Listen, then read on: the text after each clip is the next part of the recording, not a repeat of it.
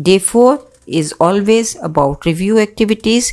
इसमें जो review activities हैं, ज़ेब्रा मास्क क्राफ्ट एक्टिविटी है। आप ज़ेब्रा मास्क ड्रॉ करवाइए बच्चों से रोल प्ले करवाइए, उनसे उस ज़ेब्रा मास्क पे कलर करवाइए और ज़ेब्रा परेड करवाइए।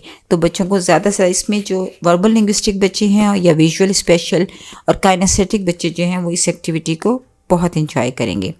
The next one activity is zigzag painting activity. आप डिफरेंट जो है जिगजैग जो लाइंस हैं उन पर आप पेंट करवाइए, उनको ड्रॉ करवाइए और बच्चों को बार बार बताइए ज फॉर जिगजैग, ज फॉर जिगजैग।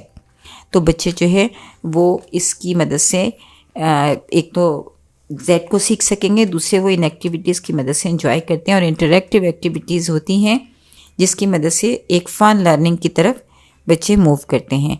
देन द ज साउंड एक्टिविटी है और फिर एक छोटा सा एक आप जो 4th वन एक्टिविटी है उसमें आप एक जेड चैंट एक्टिविटी है जिसमें कि आप बच्चों को एक छोटा सा चैंट याद करवाएंगे। बॉडीली काइनेस्थेटिक बच्चे, इंटरपर्सनल बच्चे या फिर वर्बल लिंग्विस्टिक बच्चे जो हैं वो इसकी मदद से बहुत जल्दी सीख जाते हैं। A zebra in the zoo, black and white stripes, it's true. Z is the letter we review. Let's stand and say Z too. बच्चों से ये बार बार राइम याद करवाइए और बच्चों से कहिए कि वो इसमें लेटर साउंड पर बहुत ज़्यादा जोर दें।